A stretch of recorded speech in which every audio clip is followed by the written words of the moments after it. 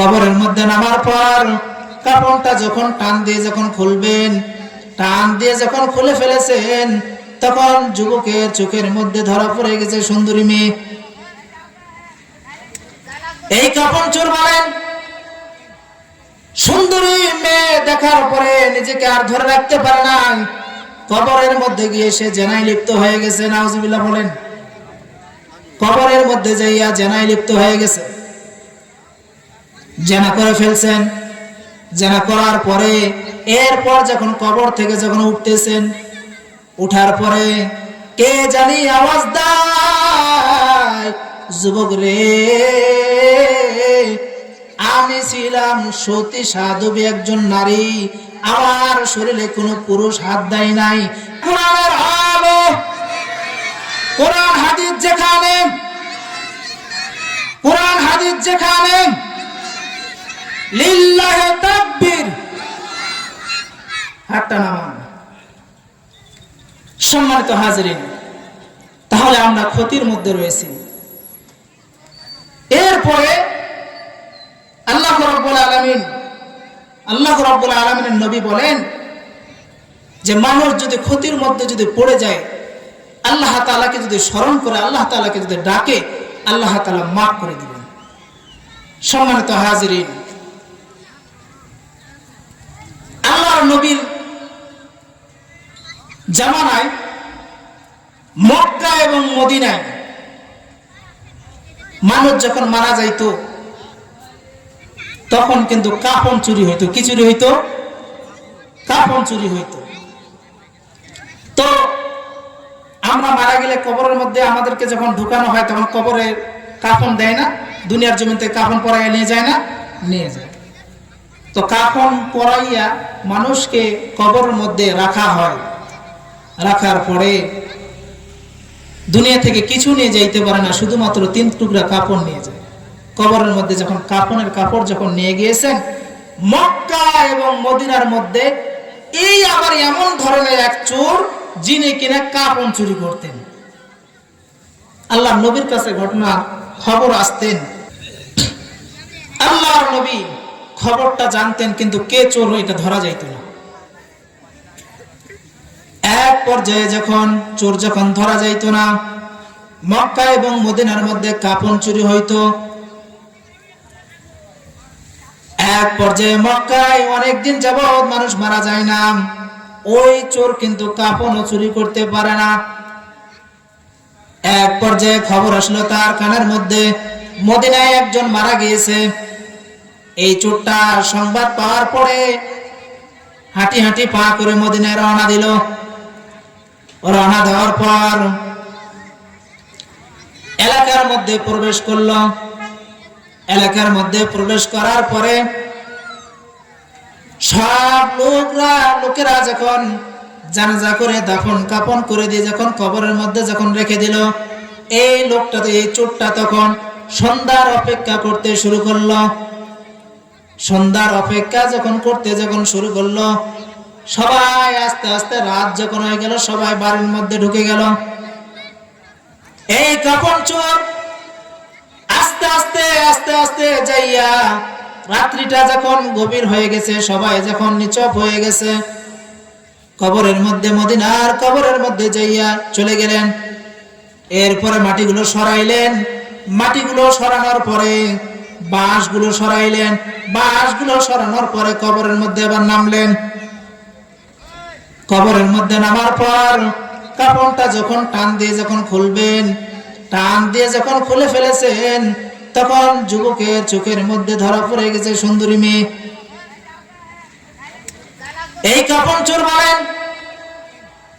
সুন্দরী মেয়ে দেখার পরে নিজেকে আর ধরে রাখতে পারে না, কবরের মধ্যে গিয়ে সে জেনায় লিপ্ত হয়ে গেছে। নাউজুবিল্লাহ বলেন।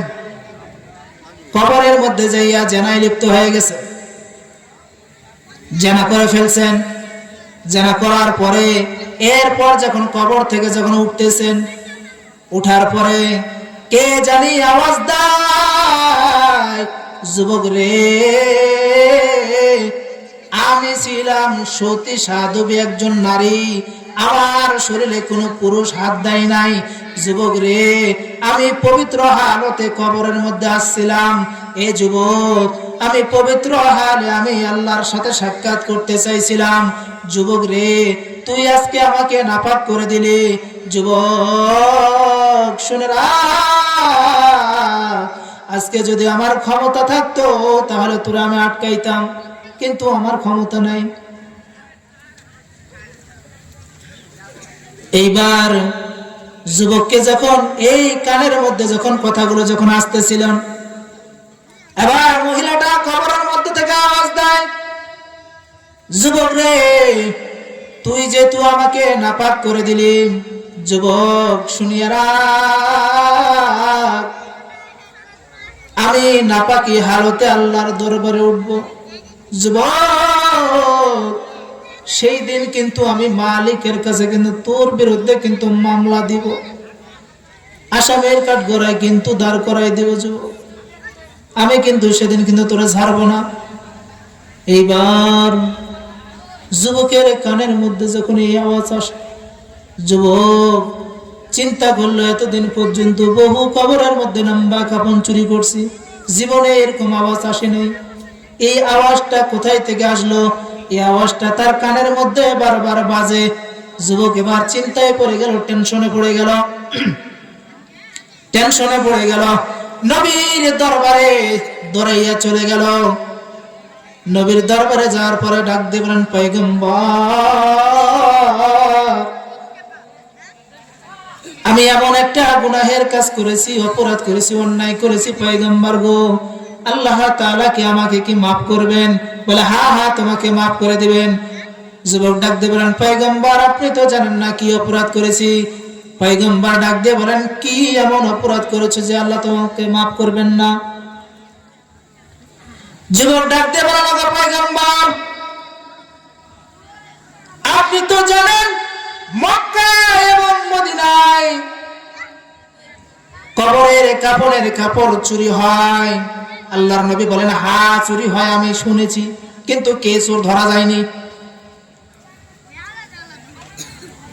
এবার যুবক ডাক দিয়ে বলেন, পয়গম্বর, এই চোর আর কেউ না, এই চোর হলাম আমি নিজে। পয়গম্বর গো, এই গুনাহ কি আমার মাফ হবে? বলে, হ্যাঁ মাফ হয়ে যাবে। পয়গম্বর, আমি তো আরো বড় ধরনের অন্যায় করেছি। মদিনার মধ্যে ওই মেয়েকে আমি ধর্ষণ করেছি, যিনি মারা গিয়েছেন। পয়গম্বর গো, একজন মৃত্যু মহিলার সাথে আমি জেনা করেছি, আমাকে কি আল্লাহ ক্ষমা করবেন, মাফ করবেন? আল্লাহর নবী ডাক দিয়ে বলেন, যুবক রে, দুনিয়ার মধ্যে থেকে যে মারা গিয়েছে, কবরের মধ্যে গিয়েছে, 3 টুকরা কাপড় সাথে করে নিয়ে যায়। যুবক, দুনিয়ার মধ্যে আর কোনো তুমি কাজ পাইলে না, কবরের কাপড়ের চুরি করার কাজ পাইছো। যুবক রে, তোমার কি আর দুনিয়ায় কোনো কাজ ছিল না? যুবক, কাপড়ের কাপড় চুরি করেছো, যা করেছো করেছো, আবার তুমি কবরের মধ্যে গিয়ে মৃত ব্যক্তির সাথে জেনা করেছো। আমার চোখের সামনে থেকে তুমি সরে যাও, তোমার ক্ষমা মনে হয় আল্লাহ তাআলা করবে না, তুমি দূর হয়ে যাও। যুবক এবার নবীর দরবার থেকে যখন নবী যখন তাড়াইয়া দিলেন, যুবক এবার কান্নায় বিচলিত হয়ে গেলেন। এমন কান্না কান্না কান্না কান্না কান্না কান্না কান্না, এই কান্নাতে আল্লাহ রাজি এবং খুশি হয়ে গেছে। আল্লাহু আকবার বলেন। রাজি এবং খুশি হয়ে গেছে। আল্লাহর নবীর কাছে ডাক দিয়ে বলেন, ওগো পয়গম্বর, আপনি যাকে তাড়াইয়া দিয়েছেন তার কান্না, তার তওবা আমি পছন্দ করেছি। পয়গম্বর গো, আপনি তাকে ক্ষমা করে দেন, আর আমিও তাকে ক্ষমা করে দিলাম। তাহলে আমরা ক্ষতির মধ্যে আছে, ক্ষতি থেকে ক্ষতির মধ্যে পড়ে গেলে বাঁচাবে কে? তার কার কাছে ক্ষতি থেকে বাঁচতে গেলে তওবা করতে হবে। তওবা করতে করতে আমরা রাজি আছি তো? কারা কারা রাজি আছি? দোকানে হাত তুলে দেখায়। লিল্লাহি তাকবীর, আল কোরআনের আলো, কোরআন হাদিস যেখানে, ওয়াজ মাহফিল যেখানে, চোর বাটপার যেখানে। হ্যাঁ মারহাবা, ঠিক আছে।